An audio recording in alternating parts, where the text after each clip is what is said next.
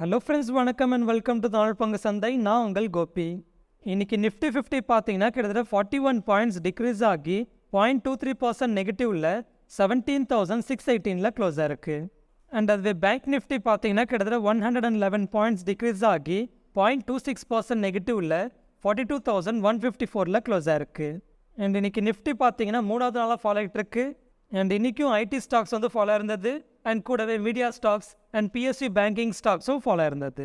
And அதுவே metal and pharma கம்பெனிஸோட ஸ்டாக்ஸ்ன்றது கெயின் ஆயிருந்தது. அண்ட் இன்னைக்கு ஓவரலாக டாப் கெய்னர்ஸ்னு பார்க்குறப்போ Hindustan petroleum, Balrampur Chini mills, Jindal steel, BPCL and TVS Motors. And அதுவே டாப் லூசர்ஸ்னு பார்க்குறப்போ ICICI Lombard general insurance, Balakrishna industries, RBL bank, Atul and PVR. And அதுவே அதிகமான பாசிட்டிவ் மொமெண்டம் கிரியேட் ஆகிட்டு இருக்கிற லாங் பில்டப் ஸ்டாக்ஸ்னு பார்க்குறப்போ Jindal steel, BPCL, TVS Motors, Bajaj auto and Aurobindo pharma. And short covering நடந்த ஸ்டாக்குன்னு பார்க்குறப்போ Balrampur Chini mills. அதாவது ஷார்ட் கவரிங்ன்றது ஆல்ரெடி ஷார்ட் பண்ணவங்க அந்த ஷார்ட் போர்ஷன்லேருந்து எக்ஸிட் ஆகுறாங்கன்னு அர்த்தம். அண்ட் அது ஃப்ரெஷ்ஷாக ஷார்ட் பில்டப் ஆகிற ஸ்டாக்ஸ்னு பார்க்குறப்போ ICICI Lombard general insurance, Balakrishna industries, Atul, PVR and Birla soft. Okay, அடுத்து ஃபர்தர் இன்னைக்கு மார்க்கெட்டில் நடந்த முக்கியமான அப்டேட்ஸை பார்க்குறதுக்கு முன்னாடி நீங்கள் நம்ம தமிழ் பங்கு சந்தை சேனலை சப்ஸ்கிரைப் பண்ண மறந்துருந்தீங்கன்னா கண்டிப்பாக சப்ஸ்கிரைப் பண்ணிக்கோங்க. நம்மளோட வீடியோ கண்டென்ட் பிடிச்சிருந்தா கண்டிப்பாக லைக் பண்ணிவிட்டு அப்படியே உங்களோட கமெண்ட்டை பண்ணுங்க.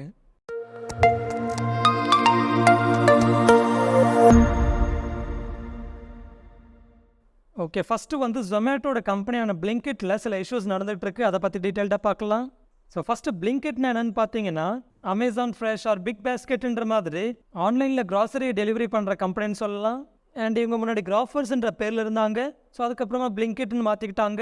அண்ட் இந்த பிளிங்கிட் கம்பெனியை ஜொமேட்டோ கம்பெனி வந்து ஆகஸ்ட் 2022 அக்வயர் பண்ணாங்க. ஸோ இந்த பிளிங்கிட் கம்பெனியில் இப்போ என்ன பிரச்சனை ஓடிக்கிட்டு இருக்குன்னு கேட்டிங்கன்னா ஜொமேட்டோ வந்து அவங்களோட காஸ்ட்டை கண்ட்ரோல் பண்ணுறதுக்கு சில ஸ்டெப்ஸ் எடுத்தாங்க. அதாவது டெலிவரி பார்ட்னர்ஸோட பேஅவுட் ஸ்ட்ரக்சரில் சில சேஞ்சஸை கொண்டு வந்தாங்க. அதாவது இங்கே டெலிவரி பார்ட்னர்ஸ்ன்றது ஆர்டர் பண்ணதை வீட்டுக்கு டெலிவரி பண்ணுறாங்க பார்த்தீங்களா, அவங்கள தான் டெலிவரி பார்ட்னர்ஸ்னு சொல்லுவாங்க. ஸோ அப்படி பிளிங்கிட் கம்பெனியோட டெலிவரி பார்ட்னர்ஸோட பேஅவுட் ஸ்ட்ரக்சரில் சில சேஞ்சஸை கொண்டு வந்ததுனால டெலிவரி பார்ட்னர்ஸ் வந்து ஒரு வாரமாகவே ப்ரொடெஸ்ட் பண்ணிட்டு இருந்திருக்காங்க. அண்ட் அப்படி என்ன சேஞ்சஸை கொண்டு வந்தாங்கன்னு கேட்டிங்கன்னா delivery பார்ட்னர்ஸோட fixed payout per delivery, அதாவது ஒவ்வொரு டெலிவரிக்கு அவங்களுக்கு கொடுக்குற ஃபிக்ஸ்டு பேஅவுட்டை 25 ருபீஸ்லேருந்து 15 ருபீஸுக்கு குறைச்சிருக்காங்க. அண்ட் இதனால் பிளிங்கிட்டோட நிறைய டெலிவரி பார்ட்னர்ஸ் கடுப்பாகி ப்ரொடெஸ்ட்டை பண்ண ஆரம்பிச்சிருக்காங்க. அண்ட் ஈவன் கம்பெனி வந்து குருகிராமில் இருக்கிற அவங்களோட சில டார்க் ஸ்டோர்ஸை, அதாவது டார்க் ஸ்டோர்ஸ்ன்றது அவங்களோட இன்வென்ட்ரி எல்லாமே ஸ்டோர் பண்ணுறதுக்கு குடோன் மாதிரி ஒன்று வச்சுருப்பாங்க. ஸோ அப்படி அவங்களோட சில டார்க் ஸ்டோர்ஸையும் க்ளோஸ் பண்ணதா சொல்கிறாங்க.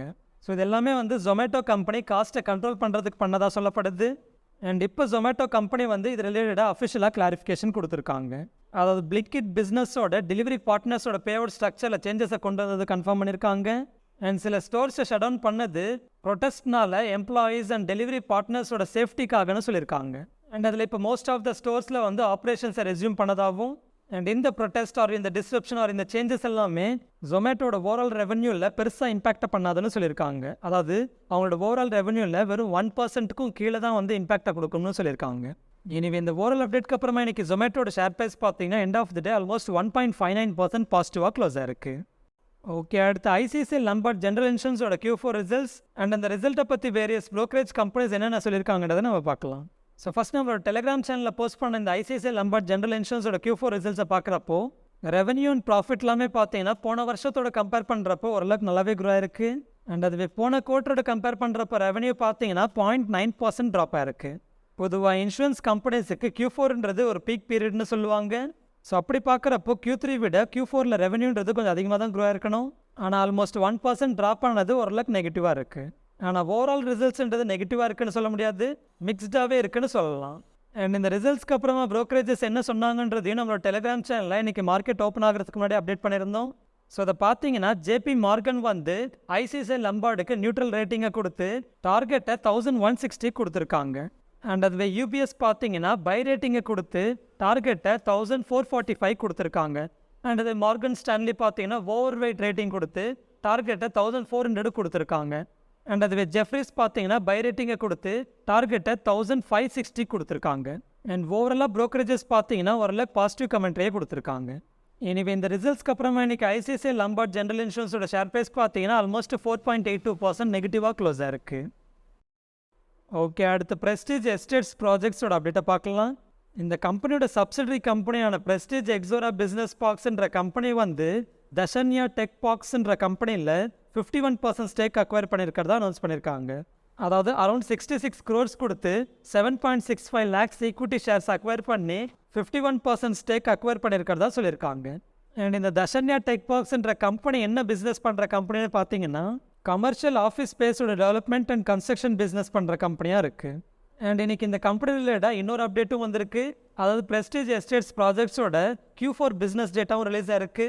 ஸோ அதை பார்த்தீங்கன்னா இந்த ஃபினான்ஷியல் இயரில் கம்பெனி வந்து ஹையஸ்ட் எவர் சேல்ஸை ரிப்போர்ட் பண்ணியிருக்கிறதாவும் அண்ட் அதே போல் ஹையஸ்ட் எவர் கலெக்ஷன்ஸை ரிப்போர்ட் பண்ணியிருக்கிறதா சொல்லியிருக்காங்க. அதாவது இந்த ஃபினான்ஷியல் இயரில் அவங்களோட சேல்ஸ் பார்த்தீங்கன்னா போன வருஷத்தோட கம்பேர் பண்ணுறப்போ 25% அதிகமாக இருக்கிறதாவும் அண்ட் அதே போல் கலெக்ஷன்ஸ் பார்த்தீங்கன்னா 31% அதிகமாக இருக்கிறதாவும் சொல்லியிருக்காங்க.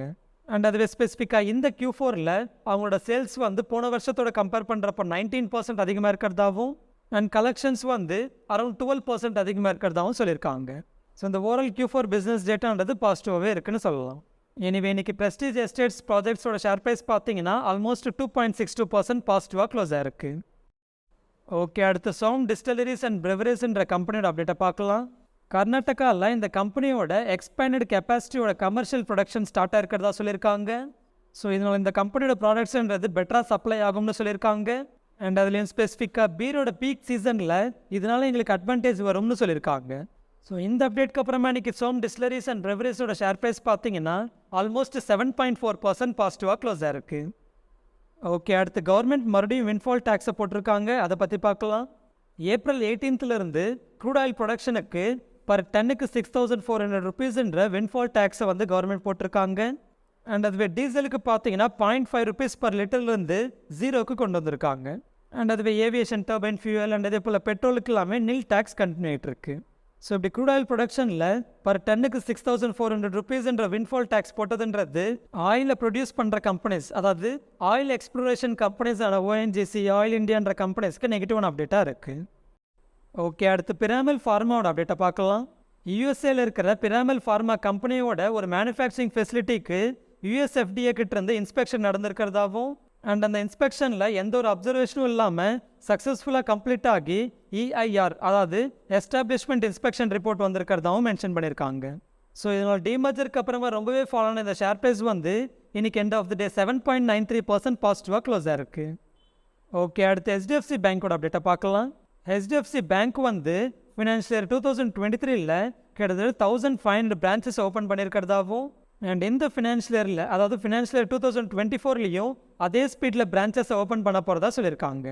அண்ட் பெரிய மர்ஜரான HDFC பேங்க் அண்ட் HDFCயோட மர்ஜர் வந்து ஜூலையில் கம்ப்ளீட் ஆகும்னு HDFC பேங்கோட CFO ஸ்ரீனிவாசன் வைத்தியநாதன் கமெண்ட் பண்ணியிருக்காரு.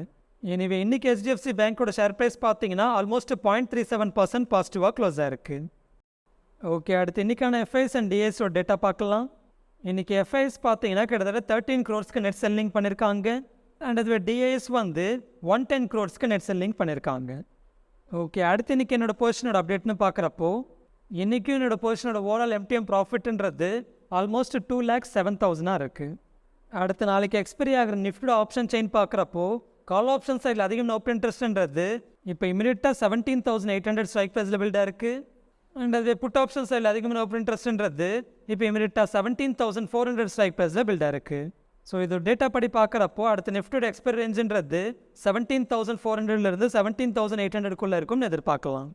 ஓகே, அடுத்து ஃபைனலாக இன்றைக்கான கோட் பார்த்தீங்கன்னா the man who moves a mountain begins by carrying away small stones. அதாவது எந்த ஒரு விஷயம் பார்த்தீங்கன்னா பண்ணுறதுக்கு முன்னாடி பெருசாக தெரியும். ஸோ அப்படி பெருசாக இருக்கேன்னு இக்னோர் பண்ணாமல் அதில் இருக்கிற சின்ன சின்ன ஆக்டிவிட்டியோட ஸ்டார்ட் பண்ணுங்க. ஸோ அப்படியே ஒரு கட்டத்தில் நீங்கள் அந்த பெரிய விஷயத்தையே முடிச்சிருப்பீங்க. மேபி என்னை விட நீங்கள் பெட்டராக எக்ஸ்ப்ளனேஷன் கொடுக்கலாம்னு நினைக்கிறேன். ஸோ அது ரிலேட்டடாக உங்களோட எக்ஸ்பீரியன்ஸோ உங்களோட தாட்ஸோ இல்லை உங்களோட எக்ஸ்ப்ளனேஷனோ கொடுங்க. அண்ட் அப்படியே நம்மளோட வீடியோ கண்டென்ட் பிடிச்சிருந்தா கண்டிப்பாக லைக் பண்ணிவிட்டு உங்களோட கமெண்ட்டை பண்ணுங்கள்.